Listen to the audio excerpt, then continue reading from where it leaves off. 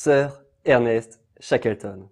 Cet homme connaît très bien l'Antarctique et en 1914 il va lancer une expédition dans le but de réussir le dernier grand exploit à y accomplir, traverser le continent à pied en passant par le pôle sud. Spoiler, ils ne vont pas y arriver.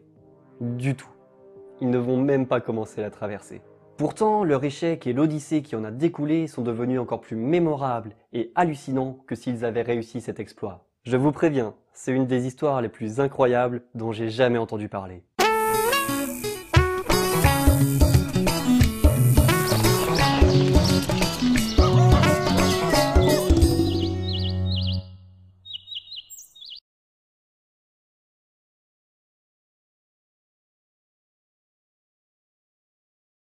Cette expédition commence au tout début de la Première Guerre mondiale. Le bateau nommé Endurance part de Buenos Aires, passe par une station baleinière en Géorgie du Sud afin de prendre des vivres pour 2 ans et se dirige vers l'Antarctique où les hommes espèrent débarquer près de la mer de Weddell afin de traverser le continent jusqu'à la mer de Ross. L'équipage est composé de 28 hommes qui sont tous au courant des dangers de l'expédition puisque l'annonce passée par Shackleton pour recruter ces hommes était celle-ci. Recherche équipage pour un voyage risqué. Faible salaire, froid glacial, long mois d'obscurité complète, danger constant, retour sain et sauf incertain. Honneur et reconnaissance en cas de succès. Ils emmènent avec eux 69 chiens, indispensables pour traverser l'Antarctique à pied. L'Endurance quitte la Géorgie du Sud le 5 décembre 1914. Rapidement, ils vont rencontrer leur ennemi, la banquise. Devant eux s'étend de la glace flottante à perte de vue. Ils arrivent à avancer un certain temps en naviguant à travers la banquise en faisant attention aux icebergs. Mais plus ils avancent, et plus la glace se resserre, et le 19 janvier 1915, il leur est impossible d'avancer. Le bateau est bel et bien bloqué au milieu de la glace qui s'est accumulée tout autour de la coque. Les hommes se résolent donc à attendre que le vent libère un passage dans la banquise pour pouvoir rejoindre l'eau libre. Un mois plus tard, une fissure apparaît à moins de 400 mètres du navire. Sentant que c'est leur dernière chance de pouvoir s'échapper de la glace, Shackleton ordonne de rallumer les moteurs de l'Endurance. Il envoie tous les hommes sur la banquise avec des ciseaux à glace, des pics, des scies, des pioches, dans le but de se frayer un chemin jusqu'à la fissure. Mais après 24 heures d'efforts exténuants, le bateau est encore loin de l'eau et ils savent qu'ils n'y arriveront pas. La température est alors de moins 20 degrés. Maintenant, c'est sûr, les hommes vont passer l'hiver antarctique prisonniers de la glace. Ils n'ont d'autre choix que d'attendre de longs mois que la température remonte pour espérer se libérer.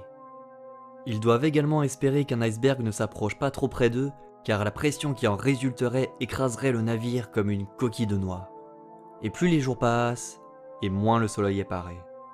Jusqu'à ce que le 1er mai, le soleil se couche et laisse l'équipage dans le noir pendant de longues semaines.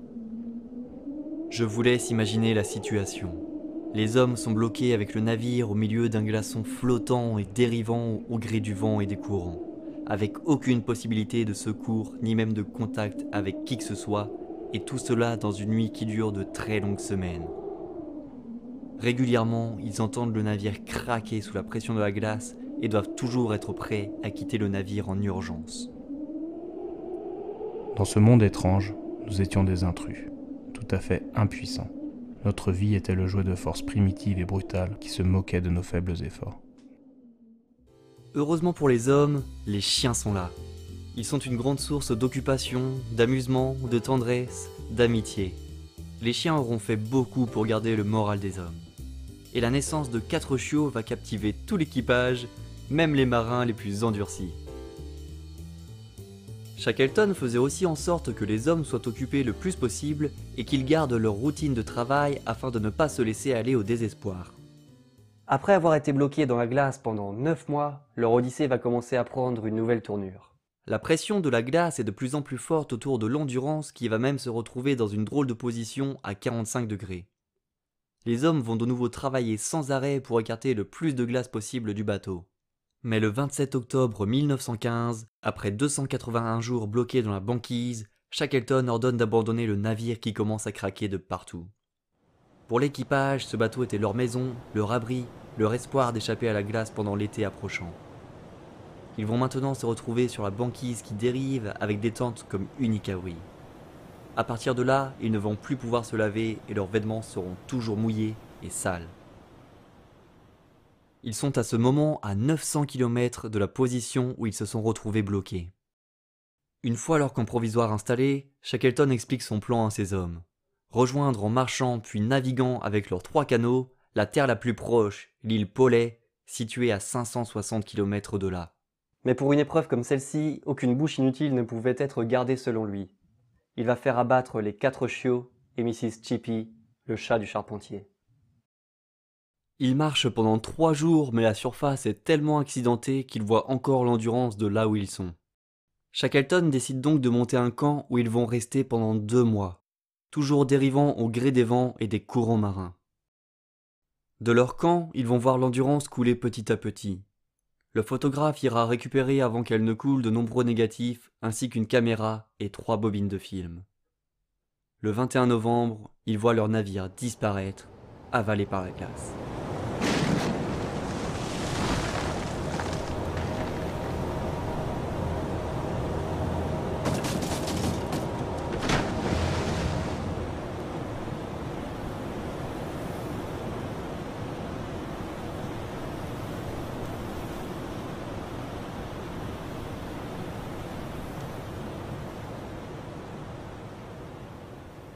Heureusement, ils constatent qu'ils continuent de dériver vers le nord, les rapprochant de terre où ils pourraient se réfugier.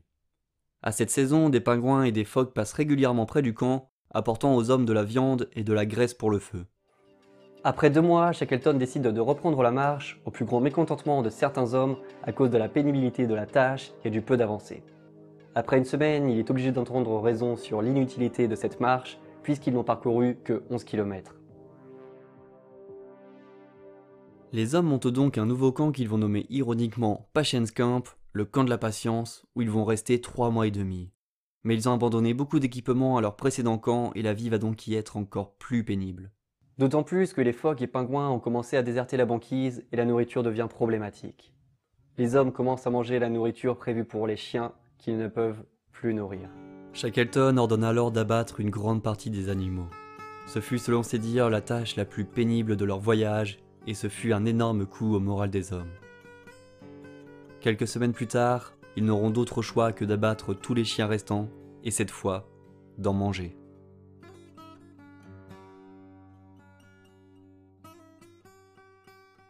À force de dériver vers le nord, la banquise commence à se désintégrer. Bientôt, la glace va totalement disparaître sous leurs pieds et ils pourront enfin lancer les canaux de sauvetage à l'eau. Mais la glace les a emmenés tellement au nord qu'il ne leur reste qu'une destination possible, l'île Éléphant à 160 km au nord de leur position. S'ils ratent cette île, alors ils se retrouveront en pleine mer, l'une des mers les plus dangereuses au monde. Le 9 avril 1915, 6 mois après avoir abandonné l'Endurance, les hommes lancent enfin leurs 3 canots de sauvetage à l'eau. Mais des glaçons se déplacent partout et ils doivent naviguer dangereusement dans d'étroits chenaux. Le soir, ils accostent un glaçon et installent leur tente dessus pour dormir. Mais au milieu de la nuit, une fissure apparaît brusquement sous une des tentes et un homme tombe dans l'eau avec son sac de couchage. Shackleton arrive à l'agripper et à le sortir de l'eau. Quelques secondes plus tard, les deux bords se rejoignent dans un choc terrible. Cette expérience leur montre qu'il est maintenant trop dangereux de dormir sur la glace. Ils vont donc devoir rester dans leur bateau jour et nuit jusqu'à atteindre l'île. Il fait moins 20 degrés, il neige, ils sont gelés, trempés, ils risquent toujours de se faire écraser. Certains hommes souffrent du mal de mer et ne peuvent donc rien manger du peu de nourriture qu'il leur reste. S'ajoute à tout cela une autre grande souffrance qu'est la soif, car ils ne peuvent plus faire fondre de glace et ne boivent quasiment plus rien. Certains hommes commencent également à avoir les pieds attaqués par le gel et risquent de les perdre. Mais après 5 jours de labeur horrible presque sans aucun sommeil, enfin, ils approchent de l'île. Ils vont donc être les premiers humains à poser le pied sur l'île Éléphant. Cela faisait 16 mois qu'ils n'avaient pas touché de terre ferme. Une joie folle va évidemment gagner les hommes qui avaient réussi contre toute attente à rejoindre la Terre. Mais leur odyssée ne s'arrête pas encore là. Parce qu'ils savent que cette île n'est jamais visitée par qui que ce soit. Ils pourraient rester là des années sans qu'aucun navire n'approche des côtes. En plus, les conditions sont encore extrêmes à cause du blizzard et du glacier qui menacent de les écraser. Mais surtout, ils n'ont presque plus de nourriture. Et même s'ils peuvent se refaire un stock avec les phoques et les pingouins présents sur l'île, ils savent que les animaux vont bientôt reprendre leur migration. Clairement, ils ne peuvent pas survivre à un autre hiver. Shackleton va donc annoncer son plan. Prendre un canot et rejoindre la Géorgie du Sud à 1300 km de là, l'île qu'ils avaient quittée 16 mois plus tôt. Il demande donc des volontaires pour cette mission à travers l'océan le plus dangereux au monde, dans leur frêle embarcation. Tous vont se porter volontaires, même les hommes qui sont dans un état critique, alors qu'ils savent qu'ils ont très peu de chances de survivre à une traversée comme celle-ci. Ils ont en plus de grandes chances de rater l'île avec le temps horrible et leur bateau difficile à naviguer. En plus de lui, Shackleton choisit pour l'accompagner le charpentier, les 3 meilleurs marins de l'équipage et surtout Worsley, le capitaine du navire qui sera en charge de la navigation. Ils partent avec des provisions pour 4 semaines, sachant que s'ils n'ont pas rejoint avant cela l'île, ils seront de toute façon condamnés. Les 16 jours suivants ne furent qu'une lutte de chaque instant contre les eaux agitées. L'océan subantarctique soutint sa réputation diabolique. Engourdis dans nos étroits quartiers, continuellement trempés par l'écume, le froid nous fit cruellement souffrir pendant tout le voyage. Nous luttions contre la mer et les vents, et il nous fallait faire un effort constant pour nous maintenir en vie. Les tempêtes étaient presque incessantes. Si frêle était notre bateau, et si monstrueuses les vagues, que souvent, les voiles pendaient paresseuses au-dessus de l'abri formé par 2 crêtes. Puis soudain, grimpant une pente, nous retrouvions en pleine furie, les eaux blanches se brisant autour de nous. Ils auront passé la traversée trempés d'eau glacée, dormant très peu sur des cailloux leur servant de lest.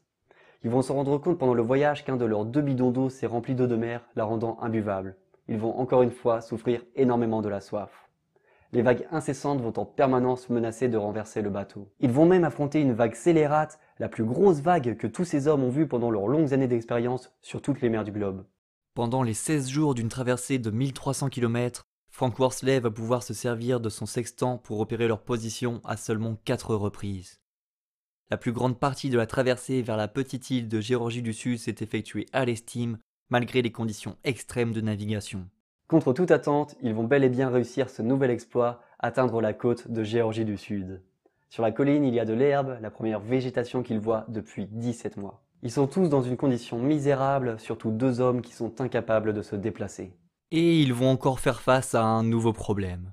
La station baleinière et donc les secours sont à l'autre bout de l'île.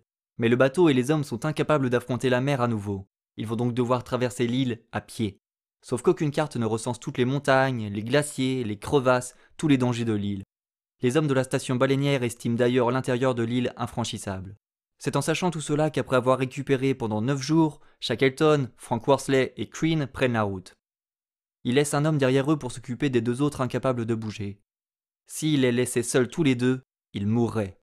Ils partent à 3 heures du matin et vont marcher plus de 24 heures sans dormir, à l'exception d'une pause de 30 minutes où Worsley et Crean vont s'endormir immédiatement. Mais après 5 minutes, Shackleton les réveille en leur faisant croire qu'ils ont dormi une demi-heure, parce qu'il sait que s'il s'endort également, il y a de grandes chances pour qu'aucun des 3 ne se réveille plus jamais. Ce fut de nouveau une épreuve terriblement pénible, mais le lendemain, vers 6 heures du matin, ils aperçoivent enfin la station baleinière du haut d'un pic. Ils attendent impatiemment 7 heures du matin, car ils savent qu'à 7 heures, un sifflet retentit pour appeler les marins au travail. À la minute exacte, le bruit du sifflet à vapeur nous parvint nettement, porté par le vent. Jamais personne n'entendit plus douce musique. C'était le premier écho de vie civilisée qui parvenait à nos oreilles depuis que nous avions quitté la station baleinière en décembre 1914. Ce sifflet nous disait que des hommes vivaient là, tout proche, que les bateaux étaient prêts, qu'avant quelques heures nous serions en route vers l'île de l'Éléphant, au secours de ceux qui nous attendaient. Ce moment est difficile à décrire. Les peines, les souffrances, les navigations, les marches, la faim disparaissaient dans les limbes des choses oubliées. Ne restait que la joie de la tâche accomplie. Il va leur falloir encore quelques heures pour atteindre la station après 36 heures de marche quasi ininterrompue. Après tout cela, enfin, ils pouvaient demander des secours. Ils vont partir en bateau chercher les 3 hommes de l'autre côté de l'île et partir vers l'île Éléphant chercher les hommes bloqués là-bas. Mais ils vont de nouveau rencontrer leur vieil ennemi, la banquise. Après 6 jours de mer, ils n'ont d'autre choix que de faire demi-tour pour chercher un navire plus capable d'accomplir cette mission. Shackleton va alors écrire à toutes les républiques d'Amérique du Sud et c'est l'Uruguay qui va répondre favorablement et leur envoyer un navire. Un mois plus tard, ils repartent donc vers le sud et après 3 jours de navigation, ils arrivent à 30 km de l'île. Mais de nouveau, la banquise les arrête. De nouveau, les hommes de l'île vont devoir patienter dans leurs conditions terribles. Encore un mois plus tard, ils vont repartir vers le sud avec un 3e navire. Mais à peine arrivés près de la banquise, ils vont heurter la glace et casser les machines, ce qui les force à naviguer à la voile. Ils essaient quand même, mais de nouveau, c'est peine perdue. De nouveau, ils font demi-tour. C'est le 25 août 1916 qu'ils vont pour une 4e fois repartir vers le sud au secours de l'équipage, à bord du Yelko, un navire chilien. Cette fois, une tempête a repoussé la banquise.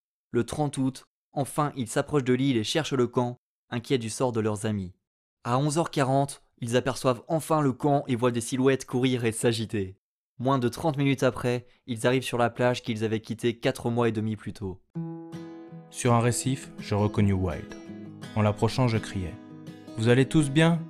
Il répondit. « Nous allons tous bien, patron. » Après toutes ces aventures qui ont duré 1 an et 9 mois, aucune vie humaine n'a été perdue. Ils ont réussi l'incroyable exploit de tous rentrer sains et saufs. Toutefois, leur retour se fait en plein milieu de la Première Guerre mondiale et de nombreux hommes vont rejoindre les champs de bataille. Plusieurs d'entre eux vont y laisser la vie, dont Timothy McCarthy, qui faisait partie des 6 hommes à avoir accompli la traversée en bateau et qui va se faire tuer 3 semaines après son retour en Europe. En 1922, Shackleton reforme une expédition avec d'autres membres de l'équipage de l'Endurance pour retourner en Antarctique. Mais en arrivant sur l'île de Géorgie du Sud, il va mourir d'une crise cardiaque et sera enterré sur cette île qu'il avait rejoint et traversée pour une des plus incroyables histoires de survie du siècle dernier.